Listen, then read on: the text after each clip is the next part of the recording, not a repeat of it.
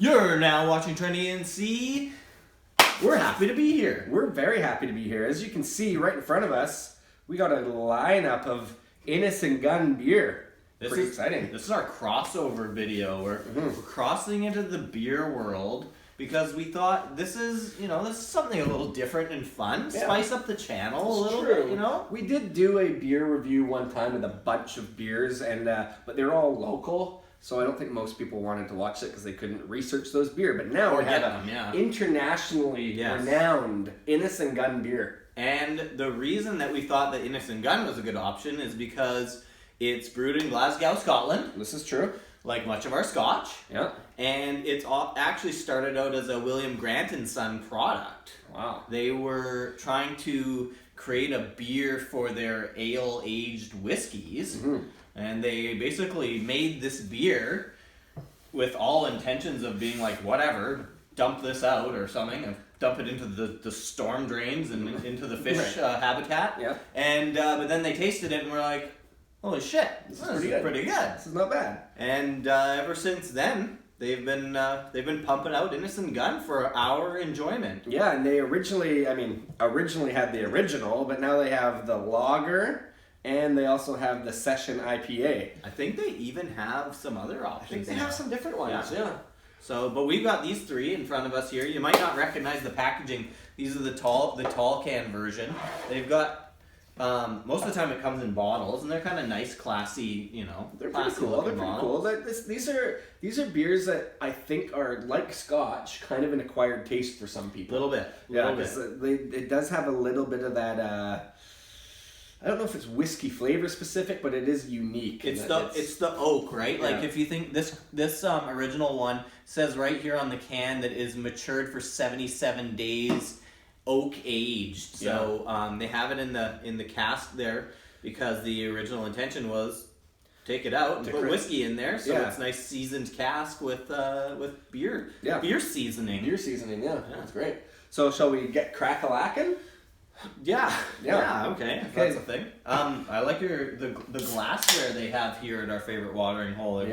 You've got solids today, and I got stripes. So. I'm gonna not do a ton of it in each cup. We'll maybe save some. What are we starting with here? Let's start with the lager, which is interesting. So normally when we taste whiskey, we would taste, if we had three, we would taste from lowest to highest percentage of alcohol. Mm-hmm. And then, of course, if you had something peated, you would save the peated till last. Right. So we tried to use that same rationale today. We have a lower percentage alcohol one here. I think the lager's 4.6%. And lagers are traditionally lighter beers. Yeah, and then we moved up the echelon to, we're going to try the original next because it's 6.6%. And then we figured in discussion prior to this pressing the record button, that the IPA was similar to that of a peated Scotch, that it's got that intense flavor of the hops. The hops, that we wanted to leave it until last, even though it's not a higher percentage alcohol. True. A lot of these when they say session IPAs, it's a lower content of the hops in there, but it's still there. And session meaning you can basically just crush it in one session. One session. I think that's what it stands for. I'm sure that's exactly technically what So, should we just try one at a time or pour them all? Let's try a little bit of each one sit individually first. Okay, let's then we'll do it side by side. Let's start with the lager, or some people say lager. Who says lager? A lot of people come into Red Arrow Brewery and asking for a lager. But I like lager. It sounds nice. Yeah. Okay, here we go. Smells beery. Yeah, nice, light, crisp. Okay. It's a bit sweeter. Instantly, I feel like this is a bit of a sweeter beer. Yeah, I wonder that probably comes from the wood sugars in the oak casks. I don't know if all of these... I didn't do a lot of research here. There's a lot of stuff written on the cans, to be honest with you.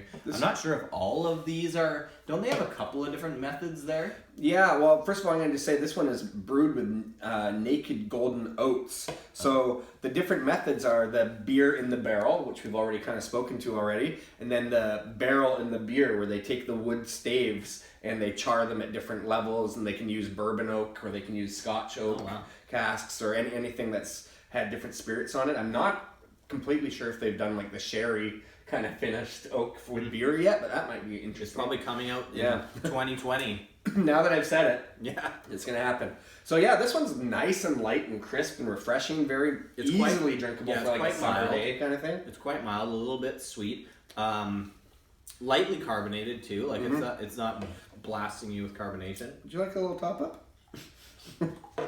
Well, sure. Should we save that and do it as a head-to-head? Yeah. Okay. So now, moving straight along to the original. So a lot of the time, these beers come in bottles, and I don't know if it's just me, but I find that bottled beer just tastes better in general compared to aluminum. Absolutely. Yeah. You get when you're drinking out of a can, there's always a tendency to feel like you're getting a little bit of a tinniness. Your old fillings start kind of humming a little bit. Yeah. Tastes like a aluminum baseball bat a little bit. So you can instantly tell that there's definitely a little bit more color to the original, and that probably has to do with nice. Yeah, it has to do with the 77 days. Yeah, and this one also says it is with hints of toffee, vanilla, and oak. So this one, from my memory of tasting these, this is one of those ones that does have a bit of that oak flavor that could turn some people off. Let's try it. Oh yeah, you can smell the oak right away.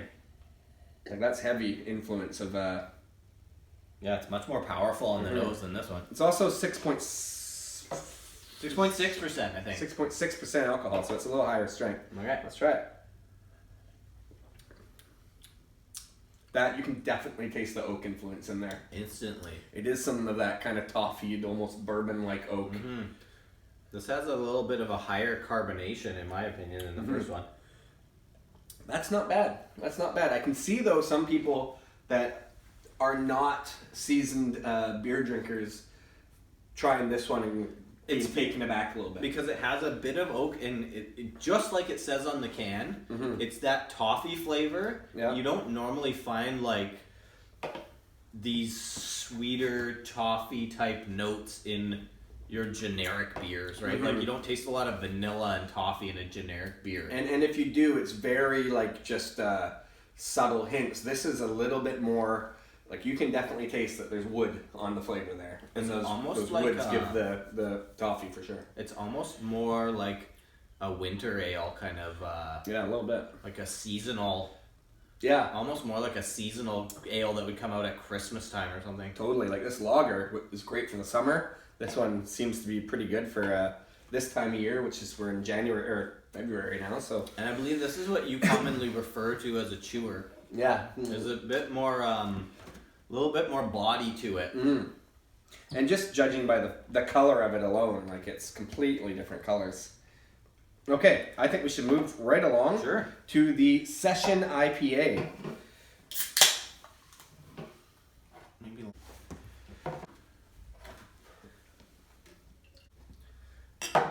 Excellent. Okay, so now this is the Session IPA, and Session IPAs are usually a lower percentage alcohol than the standard kind of 5% alcohol, and it's a little bit hoppy generally, not like a full out IPA where there can be really extremely hoppy. It's sometimes more almost like a pale ale. You can smell it right off the bat, right off the hop. But there are some definite like citrusy kind of grapefruit notes on the nose right away. It has a bit of a stench to it even. Does have a stench, eh? Yeah. It's a little more stenchy. Yeah. Well, the hop plant comes from the same family as the marijuana plant, so it kind of has that same sticky sort of aroma to it. Yeah. All right, let's taste it. Let's go. Wow. That's easy I'm drinking. really liking that one. That's a good beer. It's definitely not as oak influenced as the other ones, but it still has a little bit of that vanilla toffee thing going on in the background.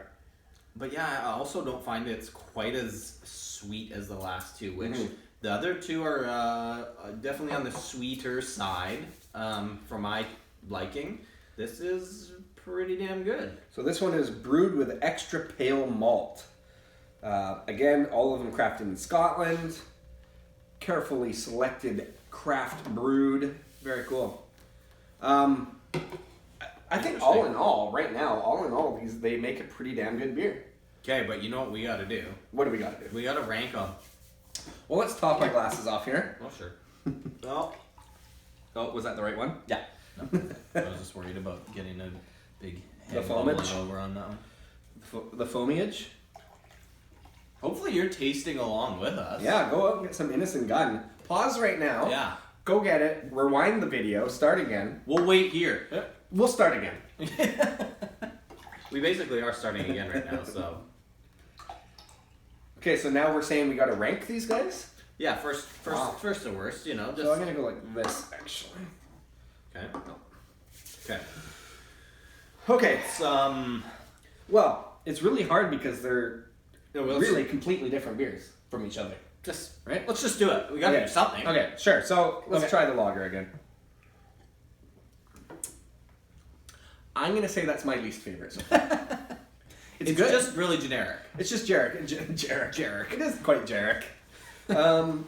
Yeah, it's like like any a lager. lager. It's like a It's lager. like It any tastes like a lager. lager. If you guys like lagers, you're probably not going to be disappointed. in Yeah, this one. exactly. But Yeah. lagers are boring. Yeah, they kind of can be boring. Yeah. Yeah. Do you know who makes a really good lager? Red Arrow? Red Arrow Brewery. They do. I figured so. Yeah. All right, original. Yeah, the original. What's this one? Yeah, the original. Just original. This See, one that's- is. It's got more going on. It's got a lot more body, a lot more depth, lots more flavors, especially on the nose. Like it really does smell like a toasted oak cask. And as I've gotten older, Right. When you're younger, I started out with the lagers because they were just easier to drink. And you would just drink them as fast as And you you can. just crush them. You just want to get drunk. Shit-faced. Yeah.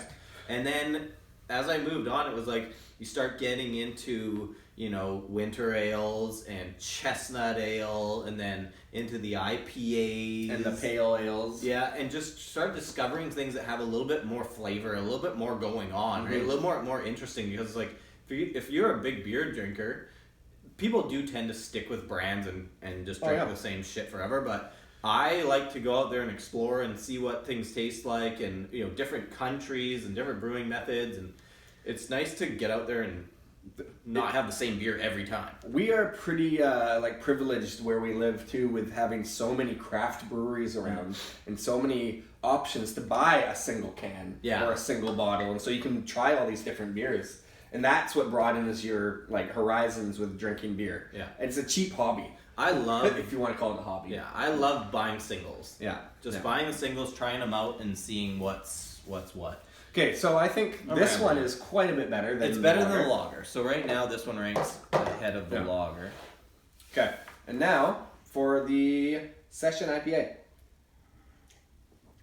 I mean, for myself, my favorite beers are pale ales, which is usually the beginning of the level of hops. Okay. And then IPAs are a little bit higher. And this one is kind of like a pale ale in the sense that it's not really, really hoppy. Yeah. So absolutely. I'm thinking for myself, I agree. I like this one the best. I agree. That would be my ranked order as well. If I could put that percentage into this beer, that would be perfecto. Yes. Totally agree. The 4.6%, slightly disappointing, but gets the job done. Yeah. So I think we're going to wrap things up by saying you should go to trainingsc.com and you can buy cool shirts like this. Great Scotch. Great Scotch. Subscribe to our channel. Click like. Do everything. Do it all. Comment. Leave a comment. We do respond back. Yeah. So thank you for joining us. We have a bunch of beer to drink now. Yeah. Cool. You should too.